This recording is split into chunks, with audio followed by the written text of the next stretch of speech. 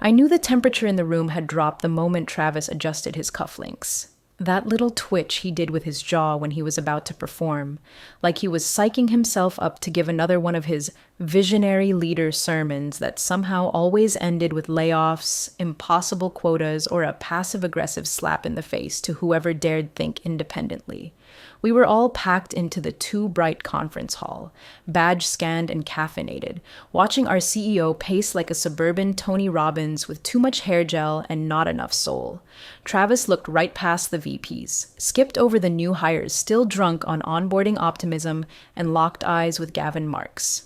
Calm, quiet Gavin, director of business systems, the one who actually knew how things ran under the chaos Travis called innovation. Gavin was standing in the back as usual, notebook in hand, no emotion on his face, just watching. "If you're not happy here," Travis sneered, one hand theatrically pointing toward the double doors. "The door is right there." That was it. That was the shot. And Gavin? He didn't flinch. Didn't blink, just nodded once like he'd already had the conversation in his head 1,000 times, closed his notebook with a soft snap, and walked. Out. Not fast, not dramatic, just gone. The room went still. Even the interns stopped chewing their free granola bars. And look, before we get any deeper, if you've ever walked into a room and felt like the air was fake, like the words people said were stitched together from LinkedIn influencer posts and HR-approved buzzwords, you know exactly what kind of place Marlowe Solutions had become. If this story hits even a little too close to home, do me a favor. Hit the like button, subscribe. Most people forget to, but it keeps us going. It's what helps stories like this get told, and I promise, this one needs to be told. Back to that room. It took a full 10 seconds before anyone moved. Travis didn't say another word. He tried to smile like it was all part of the plan, but you could see the color drain from his face as the click of Gavin's boots echoed down the hallway. That man didn't slam the door. He ghosted it shut. I remember feeling a strange heat behind my eyes. Not rage, not fear. Something heavier. Something like grief. Because while most people saw that moment and thought Gavin had just torched his career, I saw it for what it was. He'd just chosen himself. And here's the real kicker. Nobody ran after him. Travis launched into some half-baked story about disruption and cutting the fat, like Gavin was a liability and not the guy who kept every API humming, every legacy integration duct-taped together with nothing but his brain and about 9 monitors. The room tried to reset. People picked up their pens, phones buzzed with calendar invites, but something had changed. I didn't know it at the time, but that day wasn't the end of Gavin's career. It was the start of his erasure plan, not just to escape Marlowe, not just to compete. He was going to delete it. You ever seen a man get passed over so many times you start to wonder if he's invisible? Gavin didn't speak much, but you'd know if he left. Not because the lights would flicker or the servers would scream, but because everything would. The whole damn company ran on systems he duct-taped together while the rest of us were doing team-building karaoke and pretending the ice cream socials made the burnout go away. And for years, he stayed. Quiet. Reliable. First in, last out. Fixing things no one even understood were broken. But Marlowe didn't reward quiet. They worshipped loud. Loud ideas, loud presentations, loud bullshit. If you wore the right shoes and name-dropped agile in a meeting, you were an innovator. Gavin? Gavin was called difficult to read. Not a culture fit.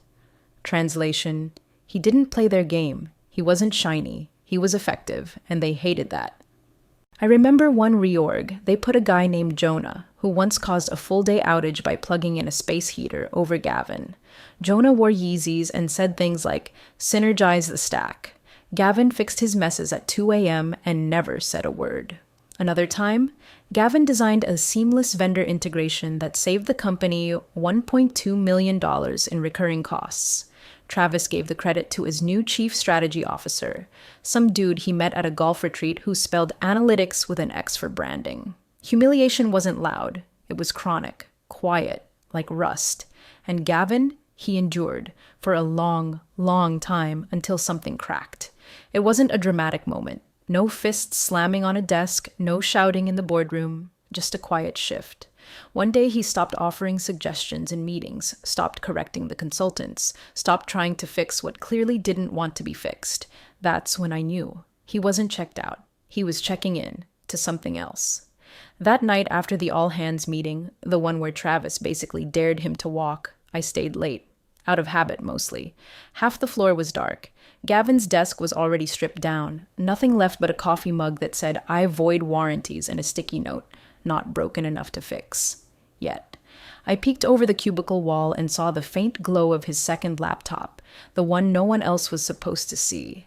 Black shell, no stickers, just keys worn smooth by years of use. That's when it hit me. He hadn't just walked out that day. He'd been walking for years. Quiet steps, nights and weekends, and whatever he was building, it wasn't for Marlo. At 11:42 p.m. in some apartment across town, Gavin logged into a private Git instance under a burner alias. Not the usual sandbox names. This one had a clean repo structure, dozens of branches, each named after obscure birds, flight patterns, migration data. The newest commit? Branch. Blackbird? Initiate. Message. Modular override v3.6. No legacy trace. That wasn't maintenance. That was birth. And while Marlo pat itself on the back for another round of executive hires and press release theater, Gavin was building something that would make the entire company irrelevant. Clean code, no bloat, no vendor lock-in, no excuses. He didn't want to fix Marlo anymore. He wanted to replace it. By the end of the week, Gavin's departure had already taken on a life of its own. Nobody really knew why he left, so they filled the silence with whatever made them feel safest. On LinkedIn, his profile update hit like a ripple in a glass of still water. Exploring what's next. No hashtags, no smiling photo in front of a co-working space. Just those 3 words. Enough to make people whisper. Enough to make Travis panic. Because here's the thing. Travis loved control. Not in the useful way where a leader actually steers the ship. No. Travis wanted control over the narrative, and when he lost that, he reacted the only way he knew how. He rewrote it. 2 days after Gavin walked, an internal memo went out. Subject line: Leadership Transition and Culture Alignment. I read it 3 times before the bile stopped rising. It painted Gavin like some fragile, outdated relic who couldn't keep up with modern expectations. The exact quote was, "We wish Gavin the best as he steps away to recover from a period of burnout and misalignment with our cultural growth vision." Burnout. Misalignment. As if the guy who carried the infrastructure on his back for 6 years was just tired and confused. But Gavin didn't flinch, didn't post a rebuttal, didn't DM anyone to set the record straight. He let the lie settle like fog. And in that silence, something interesting happened. The ones who knew better, they started watching, listening. One by one, I noticed names popping into his orbit. Not the golden children with performance trophies and office plants named after their mentors. No, these were the exiles, the misfits, the ghosts. There was Talia from DevOps. Fired after a security patch she wrote saved the company from a 0 day, but embarrassed the CTO when the press picked up her name, not his. Alex from Client Systems. Demoted after refusing to fudge compliance reports just to hit KPI targets. Priya from UX, who got iced out after pointing out that the CEO's pet feature actually caused a 17% drop in conversion. And me? I was just the quiet one in Risk who read everything people pretended to understand. Gavin didn't pitch them. He didn't promise equity or glory or revenge. He just sent a message. Still building, you in? That was it. And that was enough. It started slow. Encrypted threads, late-night pings, a shared server that changed IPs weekly. No company name, no logo. Just a single repository that grew like ivy in the dark. The kind of project that only lives when it's unloved by ego. Modular, efficient, frictionless, like a nervous system without a face. Meanwhile, Marlo threw a pizza party to boost morale. And Travis? He strutted around like he'd removed a tumor, didn't realize he'd cut out the company's spine. But Gavin wasn't interested in confrontation. He wasn't trying to shout into the void, he was setting the trap. Quietly. Patiently, because sometimes the best revenge isn't loud, it's surgical. You don't win by proving them wrong, you win by making them irrelevant. We didn't call ourselves a team. There was no Slack channel, no cute internal code name, no startup Kool-Aid. Just a series of encrypted calls, Git commits in the dead of night, and the kind of grim camaraderie that only forms between people who've been chewed up by the same machine. Gavin didn't hand out titles. He handed out functions. One night, I got a message from him with 2 lines. We need an architecture compliance trace across all modular endpoints. Full deniability. You game? There was no salary offer, no deck, no NDA, just a challenge. I was already in before I finished reading. We worked like ghosts. No fanfare, no launch date, just pure subtraction. Every feature Blackbird offered was the inverse of the bloat Marlowe had made standard. Where Marlowe offered monolithic middleware held together with duct tape and 4 a.m. caffeine-fueled prayer, Blackbird was featherlight, snapped into systems like it had always belonged. No vendor lock-in, no bullshit upsell packages. You wanted data portability? We gave you frictionless exports in 3 clicks. You wanted zero-trust architecture? It was baked into the damn spine. We weren't trying to disrupt. We were trying to delete. There was this night, early on, where we finally got a stable version running in the sandbox. I watched the logs populate in real time. Not a single API call stuttered. Not one. That's when Gavin named the environment. Exit point down. I stared at it for a full minute. The implication wasn't subtle. This wasn't just a new product. It was the exit ramp for anyone still shackled to Marlowe's rotting infrastructure. Funding came from one source, not a VC, not a crypto cowboy. Just a single ex-client named Carter Lynn, whose logistics firm got absolutely annihilated during a Marlowe audit gone wrong. They'd flagged his team for non-compliance because their systems weren't syncing with a patch Marlowe forgot to deploy. Travis blamed Carter publicly, cost him 3 contracts, and never returned his calls. Carter had receipts. Gavin had architecture. The match was surgical. No public statements, no stealth mode hype. Just one phrase Carter used in our first meeting that stuck in my spine like a tattoo.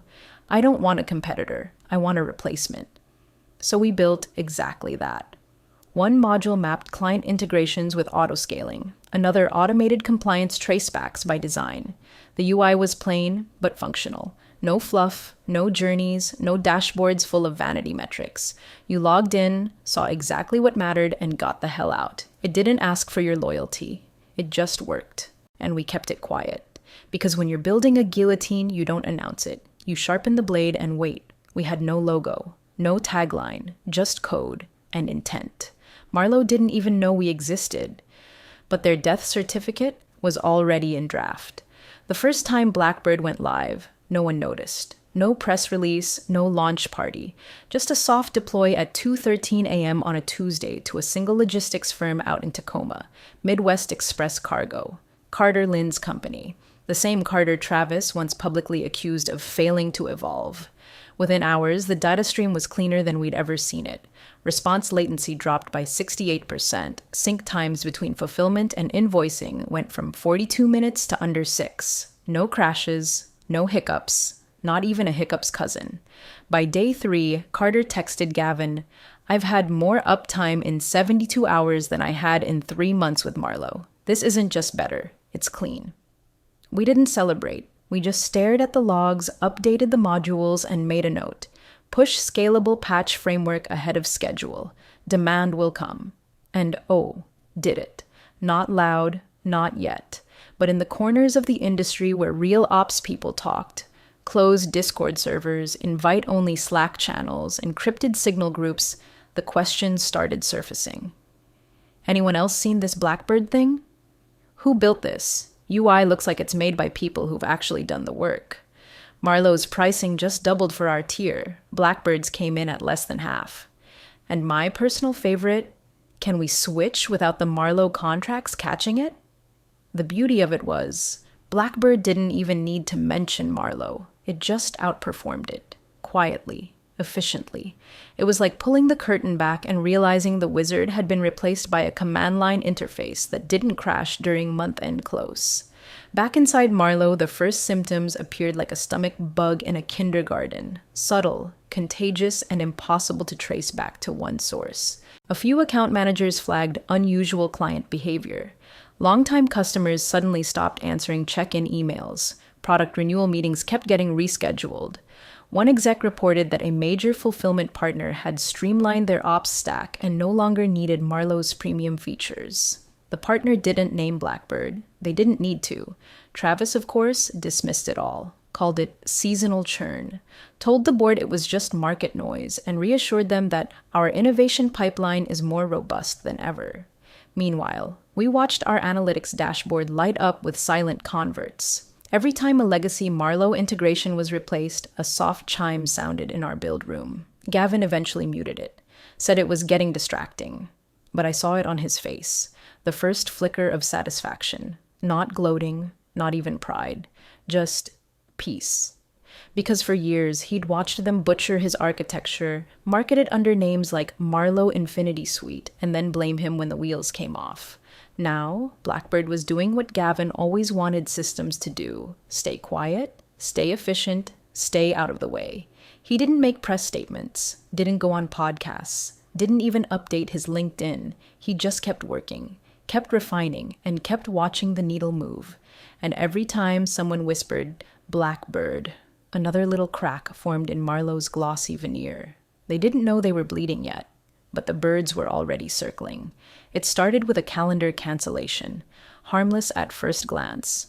Marlowe's largest legacy client, Thornridge Distribution, declined their annual renewal review. No reason given. Just a quiet not attending from the VP of Ops. Travis saw it and shrugged, assuming they'd reschedule. They didn't. 3 days later, Thornridge sent formal notice, contract termination, effective immediately. No desire to renew. No interest in re-engagement discussions. Just a clean break after 9 years and $14.2 million in business. Panic moved like a virus. Travis didn't take it well. He called an emergency leadership huddle and tore through sales like a man looking for a throat to blame. Accused IT of missing proactive support flags. Accused legal of letting the client slip through clause protections. Accused everyone, really, except himself. As usual. Then came the layoffs. Strategic realignment, they called it, but everyone knew it was bloodletting. Mid-level managers vanished overnight. Contractors were cut loose mid-sprint. HR went dark.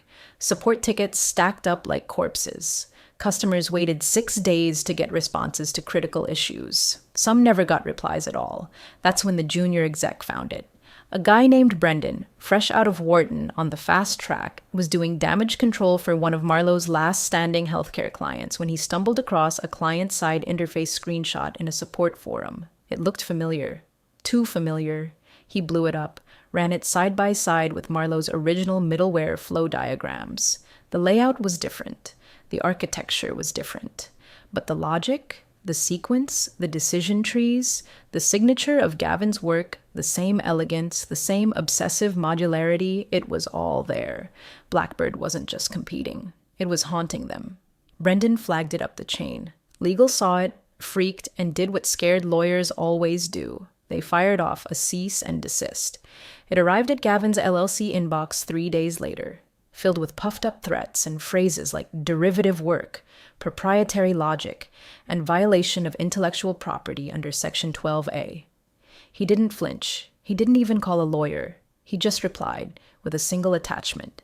It was a 74-page annotated breakdown, line by line, code by code. Every function Blackbird used was mapped to its original creation date. Every logic tree was sourced from Gavin's private development history, time-stamped, hashed, and backed up twice on decentralized drives. And the kicker? At the bottom, highlighted in yellow, was a scanned page from Gavin's original employment contract with Marlowe. Section 9B. Contractor retains full ownership of any personally developed software, logic architecture, or system design created outside of company hours and without use of company resources, unless otherwise specified in writing. It was a carve-out clause, the kind most people overlook, the kind Travis had sneered at during hiring negotiations because he didn't think a back-end guy needed legal protection. The clause was never removed. It was watertight. Marlowe had no case. None. If anything, they just confirmed what their smartest people already suspected. Blackbird wasn't some shadow clone. It was the original intent, finally done right. Gavin didn't respond to their follow-up. He didn't need to, because Marlowe hadn't just lost a client. They'd lost the narrative. And once that slips through your fingers, everything else follows. The Tech Edge Summit was always Marlowe's playground. It was where Travis strutted each year like a peacock dipped in venture capital, where buzzwords flowed like wine, and where no one ever asked why their keynote slides looked suspiciously like last year's with new clip art slapped on. The crowd came for free chargers, startup gossip, and to hear which dinosaur of a company had reinvented itself again via next-gen digital transformation. It was theater. Expensive, overproduced theater. And this year, the lights dimmed halfway through day 2, and a surprise name hit the program screen in stark white letters. Gavin Marks, founder, subject, rebuilding from burnout, how to replace a giant without making noise. You could feel the temperature drop 3 degrees. I watched Travis from across the room. He was mid-conversation with some investor type, laughing too loud, glass of overpriced bourbon in hand, until the name registered. His smile faltered like a man who just realized the shadow behind him had bones in it. The room filled faster than I'd seen it all week. People packed in, murmuring, craning their necks. No booth, no banners, no branded swag. Just Gavin, in a plain black button-down, walking on stage with a USB stick and a face like he'd just walked out of a fire. Calm. Burned clean. He didn't launch into his resume. He didn't ask how everyone's morning was going. He just clicked the remote, slide 1. A blank white screen with 5 words. You already know the story? And we did. He spoke slow, deliberate, no ego, no edge. He didn't posture. He talked about what burnout actually looks like. Not crying at your desk, not screaming in meetings. Burnout is when you still solve problems, but no longer believe the solution will change anything. When you build something beautiful and watch it drown under management's ego. When you realize you're maintaining dysfunction instead of creating value. Then he said, I stopped trying to fix it. I started over. Click. Slide 2, Blackbird's architecture, clean, modular, open API lanes like sinew. Every slide after that was another layer peeled back. Scalability demos, integration speeds, migration paths that looked so frictionless it felt surgical. And still, not one mention of Marlowe, not a word. But every person in that room knew. They knew what had just happened. Travis sat frozen. I don't think he blinked. His jaw clenched so hard I thought he'd chip a molar. The man who once laughed Gavin out of a boardroom was now watching him erase his legacy, one clean line of code at a time. Someone behind me whispered, This is what it looks like when a ghost comes back to collect. And Gavin? He didn't gloat, didn't grin. He closed the presentation with a single slide. Replace the problem. Quietly. Standing ovation. No music, just hands slapping skin and a tension so thick it could be bottled. As Gavin walked off stage, he passed by Travis's row without looking down. Didn't need to, because revenge isn't a scream. It's a quiet, precise absence. And in that moment, Travis wasn't just watching a better system win, he was watching his own obituary play on loop. After the summit, it didn't happen all at once. It never does. Erasure starts like rot behind drywall. Quiet. Invisible, inevitable. The first wave came from the mid-tier firms, the ones with just enough budget to make moves but not enough clout to demand custom contracts. They were sick of Marlowe's rigid pricing, their outdated ticketing systems, their sudden escalation fees. They didn't throw a parade when they left. They just stopped logging in. Then came the multinationals. A fintech outfit out of Boston dropped Marlowe with no warning. Then, a major European shipping conglomerate pulled 3 regional systems out of contract mid-cycle, absorbed the penalties, and moved everything to Blackbird without asking for demos. A healthcare data chain signed on in silence. Their compliance officer cited operational clarity and modular sovereignty as key reasons. Gavin didn't publicize any of it. No press page, no testimonials. The dashboard lit up with new credentials, and he simply added more server capacity. Quiet as snowfall. Inside Marlowe, panic wasn't immediate, it was incremental. Quiet client churn, plummeting user engagement, pipeline calls that ended with, "We're reviewing options." By the time sales rang the alarm, the exits had already outpaced the entries. And then someone leaked the email. We all saw it. It spread through tech circles like a virus.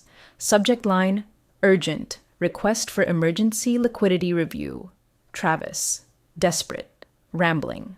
He blamed market sabotage, legacy dependency breakage, and my favorite, a predatory architecture impersonation. He was begging the board for an emergency cash injection to offset sudden, unexplained platform redundancy attrition. Translation: everyone's leaving us for something we don't even understand. But what really broke him was the silence. Nobody replied to the email because the board had changed. See, Gavin hadn't just built Blackbird with technical grace, he'd architected revenge like a corporate stratagem. The investor he partnered with early on, Carter Lynn, wasn't just a client with a grudge. He was a former shareholder.